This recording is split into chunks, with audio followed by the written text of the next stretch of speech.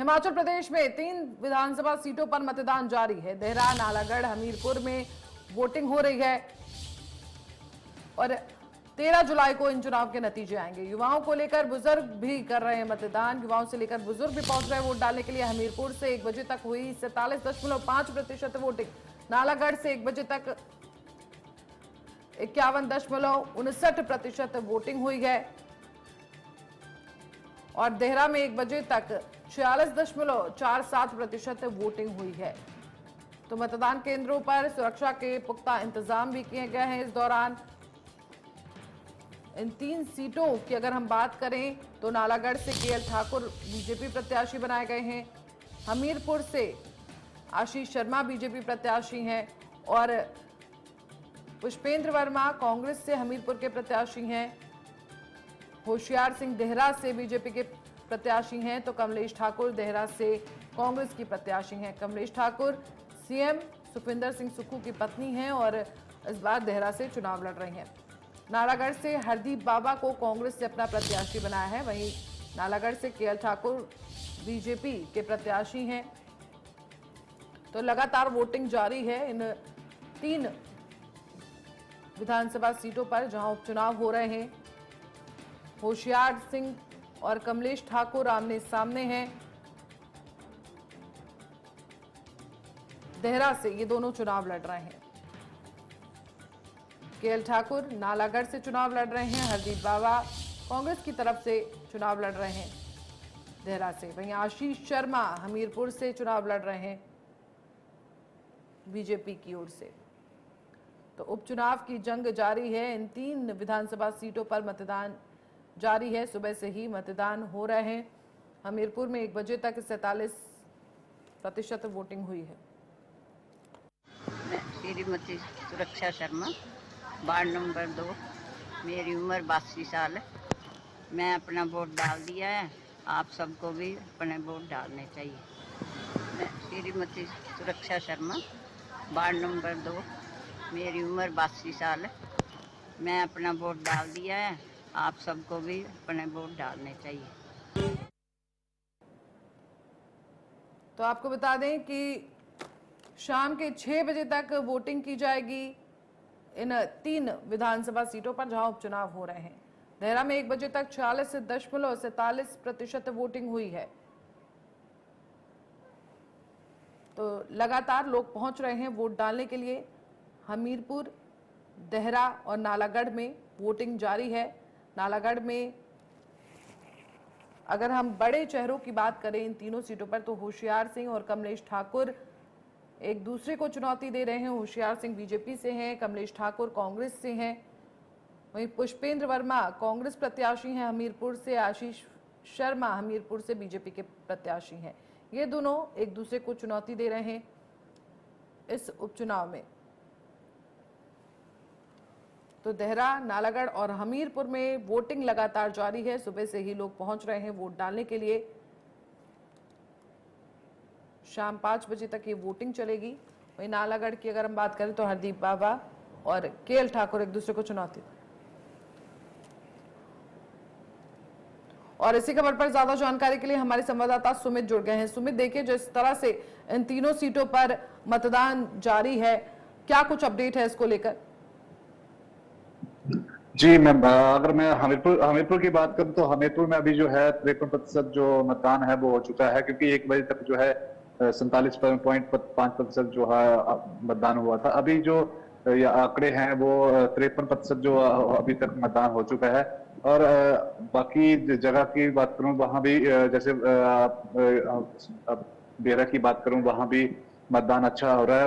वहीं अगर नालागढ़ की बात करूं वहां भी मतदान अच्छा। तो यहाँ पे जो यह है कि अपने मुद्दों को लेकर जो है कहीं ना कहीं जो वोटर है वो उसको लेकर जो है अपना मतदान कर रहा है। जी, और देखिए जिस तरह से बीजेपी ने इन 3 प्रत्याशियों को उम्मीदवार बनाया है, ये कहीं ना कहीं पहले जो है निर्दलीय चुनाव लड़े थे, उसके बाद इन्होंने समर्थन दिया था सुखविंदर सिंह सुक्खू को और अब बीजेपी के चेहरे पर चुनाव लड़ रहे हैं, बीजेपी की तरफ से चुनाव लड़ रहे हैं। क्या कुछ निकलकर सामने आ रहा है, किस तरह से जनता इसको देख रही है? जनता का मानना यह है कि जैसे निर्दलीय प्रत्याशी है तो निर्दलीय प्रत्याशी को इस्तीफा नहीं देना चाहिए था। जनता का यह भी कहना है और कहीं ना कहीं जनता में थोड़ा बहुत इसका रोष भी है। अगर हम बात करें प्रत्याशी की, जैसे इनको भाजपा ने प्रत्याशी बनाया है, तो मुझे लगता है कहीं ना कहीं भाजपा जो जहां इनको प्रत्याशी बनाया गया तो भाजपा के जो कुनबा है उसमें भी थोड़ा बहुत मुझे लगता है कि यहाँ पे हमीरपुर में तो रोष लग रहा है, और बाकी जगह अगर हम देहरा की बात करें तो देहरा में भी ऐसा है, और हम अगर नालागढ़ की बात करें तो नालागढ़ में भी वैसे ही है। और लोगों में यही रोष है कि जो निर्दलीय प्रत्याशी है उसे इस्तीफा नहीं देना चाहिए था। मगर कहीं ना कहीं जो जैसे अब हमीरपुर की बात करें तो हमीरपुर में आशीष शर्मा है। आशीष शर्मा ने जो है वो दिलों में जो हमीरपुर के वोटर हैं उनके दिलों में जगह बनाई है। और मैंने पहले भी आप बात कही है कि पंचायत स्तर पर जो है वो जो आशीष शर्मा है उन्होंने अच्छी खासी जो है अपनी पकड़ बना के रखी है। जी। और अगर हम देहरा सीट की बात करें तो देहरा में जिस तरह से देखिए सुखविंदर सिंह सुक्खू की पत्नी कमलेश ठाकुर चुनावी मैदान में है, वहीं होशियार सिंह चुनावी मैदान में है। होशियार सिंह ने चुनाव से पहले लगातार कई आरोप भी लगाए थे सुखविंदर सिंह सुक्खू पर। क्या कुछ निकलकर सामने आ रहा है? कौन ज्यादा मजबूत नजर आ रहा है? कमलेश ठाकुर नजर आ रही है मजबूत या फिर होशियार सिंह की दावेदारी ज्यादा मजबूत नजर आ रही है? मैं अगर वहां के देरा की बात करूं तो देरा में जो है मुख्यमंत्री सुखविंदर सिंह सुक्खू की पत्नी जो है वो चुनाव लड़ रही है, और उसे हम हॉट सीट से भी माना जाता है, पर वो जैसे लगता है कि वहां पे जो है सुखविंदर सिंह सुक्खू की जो पत्नी है उन्हें जो है वहां पे जनता समर्थन दे रही है। और कहीं ना कहीं जो भाजपा का जो मैंने आपको कहा कि हमीरपुर में, जैसे हमीरपुर की बात कही मैंने, हमीरपुर में भाजपा के कुनबा एक जैसे होता है कि रोष होता है, वैसे ही वहां कार्यकर्ताओं में थोड़ा बहुत रोष है। तो वो भी थोड़ा अंदर की जैसे उनको भी इसकी जो है कार्यकर्ताओं जो वोट जो भाजपा के कार्यकर्ता हैं वो भी कांग्रेस के पक्ष में वोट कर रहे हैं। तेरह की बात है। और तेरह में जो है कोई मैं आपको यही कहना चाहूंगा कि जो मनीष कुमारी हैं वो वहां से जीत हासिल करने जा रहे हैं। ठीक है, बहुत बहुत शुक्रिया सुमित हमसे जुड़ने के लिए, तमाम जानकारी साझा करने के लिए। तो आपको बता दें हिमाचल प्रदेश में मतदान जारी है। हमीरपुर विधानसभा सीट पर भी मतदान जारी है। बीजेपी प्रत्याशी आशीष शर्मा ने इस दौरान वोट डाला है। तो लगातार अगर हम देखें तो वोटिंग जारी है। कांग्रेस प्रत्याशी पुष्पेंद्र वर्मा ने भी मतदान किया। दोनों ही प्रत्याशियों ने जीत का दावा किया है। लोगों से मतदान करने की अपील भी की है दोनों ही प्रत्याशियों ने।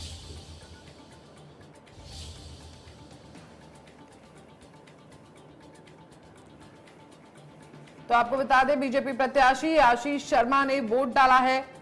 हमीरपुर से प्रत्याशी हैं। इनके अलावा कांग्रेस प्रत्याशी पुष्पेंद्र वर्मा ने भी मतदान किया है। दोनों ही बीजेपी और कांग्रेस के प्रत्याशी ने वोट डाला है और जनता से ज्यादा वोट डालने की अपील भी की है। हमीरपुर विधानसभा सीट पर ये दोनों ही प्रत्याशी एक दूसरे को चुनौती दे रहे हैं और दोनों ने मतदान भी किया और लोगों से ज्यादा वोट डालने की अपील भी की। बिल्कुल जी, अभी मैं जस्ट अपना वोट डाल के आया हूँ और आज क्योंकि वोटिंग है पूरे विधानसभा क्षेत्र में और पूर्ण विश्वास है कि हमीरपुर की जनता फिर से जो है आशीर्वाद। किस तरह का रिस्पांस आपको कैंपेन में मिला? क्योंकि कैंपेन बहुत ज़बरदस्त हुआ इस बार और अलग तरह का कैंपेन था। हालांकि विपक्ष के पास कोई मुद्दे नहीं थे, 18 महीने की कोई उपलब्धियाँ नहीं थी, लेकिन फिर भी इन्होंने दुष्प्रचार किया, बहुत ज़्यादा दुष्प्रचार किया गया। ऐसी उम्मीद नहीं थी कि इतना नीचे स्तर पर राजनीति गिर जाएगी। जो हथकंडे थे अपनाए गए, सरकारी मशीनरी का दुरुपयोग किया गया।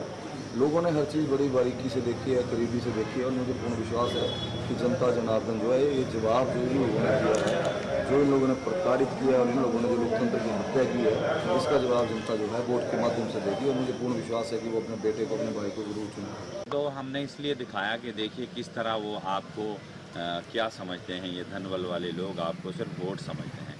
पैसा बांट रहे थे, आपके सामने है, आपने वीडियो देखे। शराब वो बांट रहे थे, आपने देखे।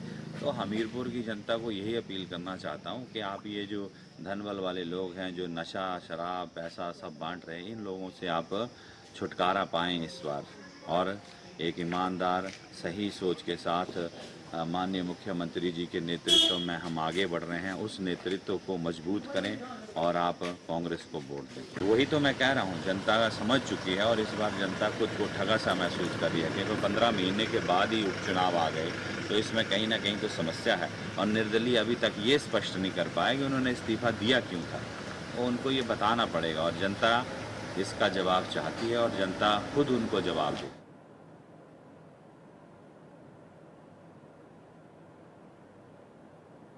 तो